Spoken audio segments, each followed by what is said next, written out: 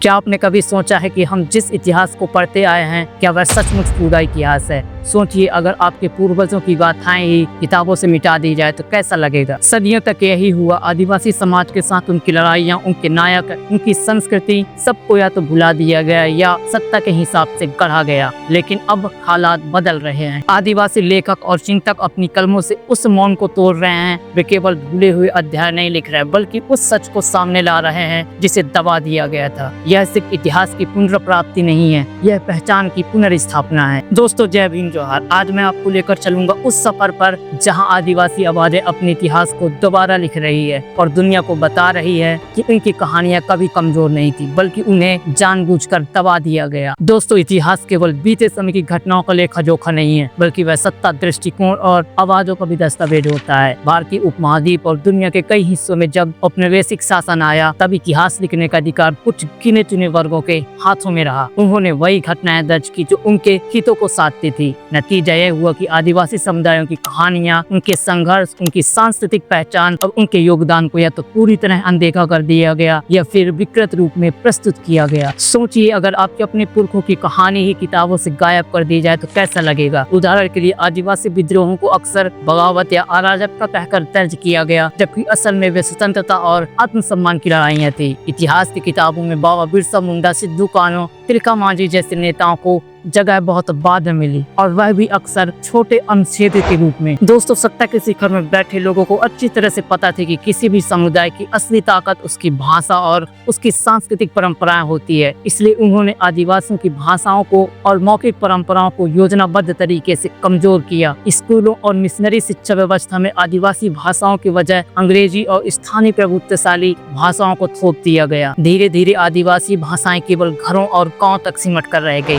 और उनकी साहित्यिक धरोहर दब गई। मौखिक परंपराएं, लोकगीत, लोक कथाएं, तुर्कों की वीर गाथाएं जो पीढ़ी दर पीढ़ी ज्ञान और संस्कृति का संरक्षण करती थी, उन्हें असभ्य, पिछड़ा कहकर हास्य पर डाल दिया गया। परिणाम स्वरूप आदिवासी समुदायों की सामूहिक स्मृति को मिटाने की एक सुनियोजित प्रक्रिया चलती रही। दोस्तों, जब किसी समुदाय की आवाज को दबा दिया जाता है तो इतिहास अधूरा और जिंदा हो जाता है। आदिवासी आवाज को दबाने से ऐसा ही हुआ। समाज के सामने एक तरफा कहानी रखी गई जिसने आदिवासी केवल जंगल में रहने वाले लोग या सभ्यता से दूर समुदाय के रूप में पेश किए गए। अब सवाल यह है, क्या हम सच में पूरा इतिहास जानते हैं या केवल उसका एक चेहरा है? इस अधूरे इतिहास ने आज तक गहरी सामाजिक और मानसिक खाई पैदा की, इसलिए आज जरूरत है उस खालीपन को भरने की। आदिवासी दृष्टिकोण से इतिहास को लिखने की यह केवल अतीत को सुधारने की प्रयास नहीं है बल्कि एक न्यायपूर्ण समाज बनाने की दिशा में भी आवश्यक कदम है। आदिवासी लेखकों की कलम आज उसी खालीपन को भर रही है जिसे सदियों की चुप्पी और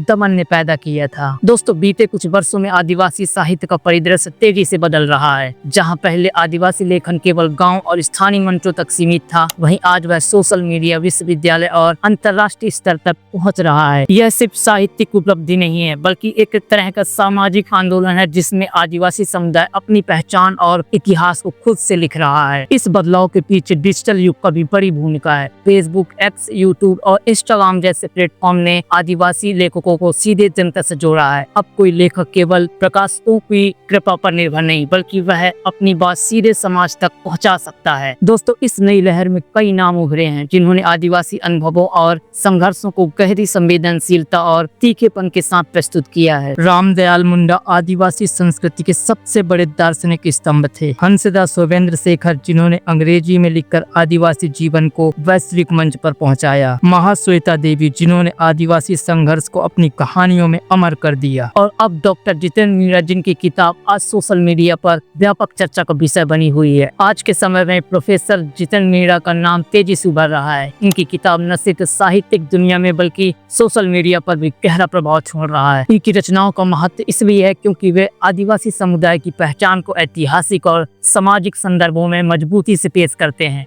लंबे समय से आदिवासी समुदाय को इतिहास की किताबों में उपेक्षित रखा गया था या फिर उन्हें केवल सीमित प्रसंगों में ही दर्ज किया गया। जितेंद्र मीणा ने अपनी लेखनी के जरिए यह दिखाया कि यह समुदाय केवल हास्य का समाज नहीं बल्कि इतिहास बनाने वाला समाज है। सोशल मीडिया पर उनकी किताब इसलिए भी लोकप्रिय है क्योंकि उन्होंने आदिवासी इतिहास और संघर्ष को जनता की भाषा में लिखा है। भारी भरकम अकादमिक शब्दों से जो सरल लेकिन सटीक अंदाज में उन्होंने गलत धारणाओं को तोड़ा है। सदियों से आदिवासियों को केवल जंगलों में रहने वाले या पिछड़े के रूप में चिन्हित किया गया। इनकी किताब इन धारणाओं को चुनौती देती है। उन्होंने समुदाय को आत्मगौरव का एहसास कराया। उन्होंने समस्त आदिवासी युवाओं के बीच यह किताब गर्व और पहचान का प्रतीक बन रही है। दोस्तों, प्रोफेसर मीरा अकेले नहीं है, उनके साथ और कई आदिवासी लेखक हैं जो यही संघर्ष आगे बढ़ा रहे हैं। वे साबित कर रहे हैं कि इतिहास को केवल सत्ता पक्ष नहीं लिखेगा। उनके किताब और लेखन यह बताता है कि आदिवासी समाज हमेशा से लोकतांत्रिक, समाजवादी और प्रकृति सम्मत जीवन जीता आया है। ऐसा लेखन उन सभी रूढ़िवादियों को तोड़ता है जिनमें आदिवासियों को असभ्य या पिछड़ा कहकर चित्रित किया गया। इस तरह जितेंद्र मीरा की किताब ने न केवल आदिवासी साहित्य को नई ऊंचाई दी, बल्कि यह भी साबित किया कि कलम का विद्रोह अब डिजिटल क्रांति से और भी तेज हो चुका है। इनकी आवाज अब दबाई नहीं जा सकती। वे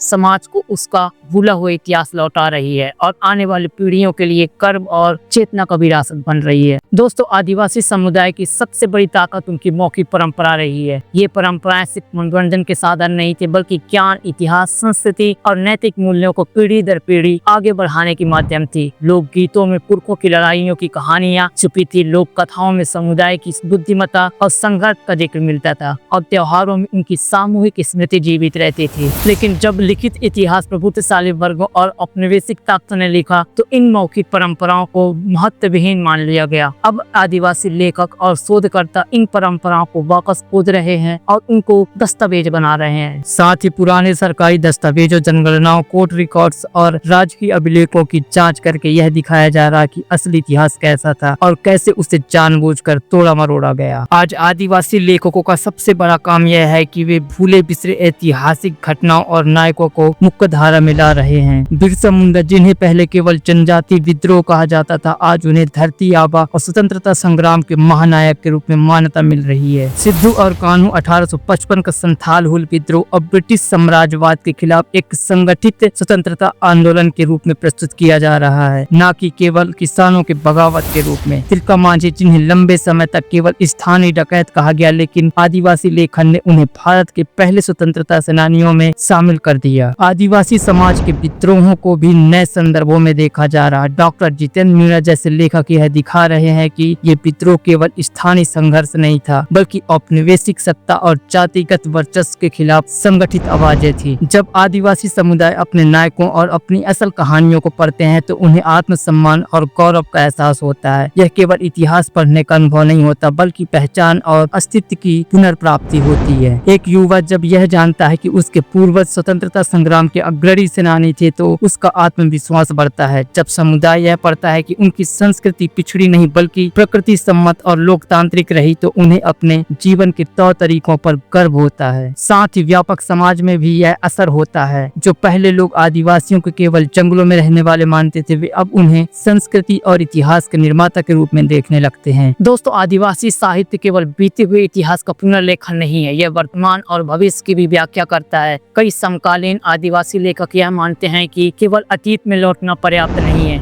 असली लड़ाई आज के सामाजिक आर्थिक हालात को बदलने और आने वाले समय की दिशा तय करने की है। इसलिए ये अपनी कहानियों में बेरोजगारी, शिक्षा की कमी और भूमि अधिग्रहण, खनन कंपनी द्वारा विस्थापन, जल जंगल जमीन पर संघर्ष जैसे कई युद्धों को सामने रखते हैं। साथ ही कुछ लेखक कल्पनाशील भविष्य का भी सहारा लेते हैं। वे ऐसे समाज की कल्पना करते हैं जहां आदिवासी समुदाय न केवल बराबरी से जी रहा बल्कि विज्ञान, तकनीक और संस्कृति के क्षेत्र में भी रिप्रेजेंट कर रहे हैं। आदिवासी लेखक अपनी रचनाओं में यह दिखाते हैं कि भले ही जीवन शैली अलग हो, लेकिन संवेदनाएं और मानवीय मूल्यों की जड़ें एक जैसी है। जब एक गैर आदिवासी पाठक किसी आदिवासी परिवार की रोजमर्रा की चुनौतियों, उनकी खुशियों और उनके सपनों को पढ़ता है तो उसमें स्वाभाविक रूप से सहानुभूति पैदा होती है। यह साहित्य केवल आदिवासी साहित्य बनकर सीमित नहीं रहता, बल्कि वह पूरे समाज को जोड़ने का माध्यम बनता है। जैसे हंसदास शोभेंद्र शेखर की कहानियां पढ़ने वाले शहरी पाठक पहली बार महसूस करता है कि जिस जमीन पर उसका शहर बसा है वह कभी किसी आदिवासी समुदाय की बस्ती थी। इसी तरह प्रोफेसर जितेंद्र मीरा की किताब पढ़कर पाठक समझ पाते हैं कि आदिवासी विद्रोह केवल स्थानीय संघर्ष नहीं थे, बल्कि भारत की स्वतंत्रता यात्रा का अहम हिस्सा थे। यह ज्ञान दो समुदायों के बीच नई समझ और संवाद को जन्म देता है। आदिवासी साहित्य आज एक पुल का रूप ले चुका है। यह पुल है अतीत और भविष्य के बीच, आदिवासी और गैर आदिवासी समाज के बीच, स्थानीय और वैश्विक दृष्टिकोण के बीच। जब कहानियां पुल बन जाती है तो उनका असर केवल किताबों तक नहीं रुकता, वे समाज में गूंजने लगती है। यह पुल इसलिए भी जरूरी है क्योंकि सदियों से आदिवासी समाज को अलग थलग रखकर दिखाया गया, लेकिन अब उनकी कहानियां यह साबित कर रही है कि कोई भी समाज अलग नहीं है, बल्कि हम सब एक दूसरे से जुड़े हैं। उदाहरण के लिए आदिवासी साहित्य में प्रकृति के साथ सहजीवन की परंपरा को देखकर आधुनिक पर्यावरणीय आंदोलन प्रेरणा ले रहे हैं।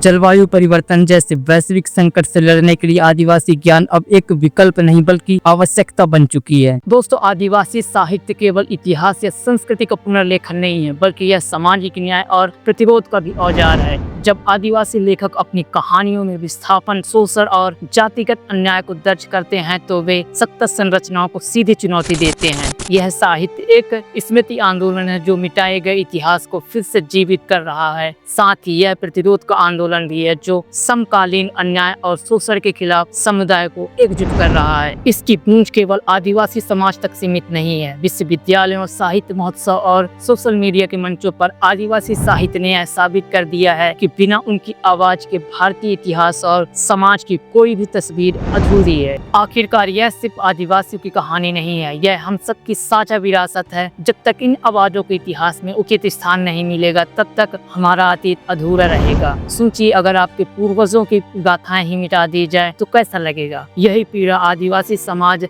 ने सदियों तक झेली है। अब समय आ गया है कि हम सब मिलकर इस चुप्पी को तोड़े और इन कहानियों को दुनिया तक पहुंचाएं। और इस काम में आप मेरी ताकत हैं। अगर आपको यह प्रयास सही लगा तो इसे सिर्फ अपने तक मत रखिए, इसे लाइक कीजिए, शेयर कीजिए ताकि लोग सच जान सकें। चैनल को सब्सक्राइब कीजिए ताकि अगली बार जब भी हम इतिहास की दबाई हुई आवाज को सामने लाएं तो सबसे पहले आप उसका हिस्सा बन सकें। और कमेंट में अपनी राय जरूर लिखिए क्योंकि आपकी एक बात आगे की दिशा तय कर सकती है। याद रखिए, इतिहास तभी बदलता है जब समाज उसकी कहानी बदलने का साहस रखता हो। तो आइए मिलकर इस कहानी को आगे बढ़ाएं। दोस्तों, आपसे फिर मुलाकात होगी ऐसे ही किसी अन्य वीडियो के साथ। आपका बहुत बहुत धन्यवाद।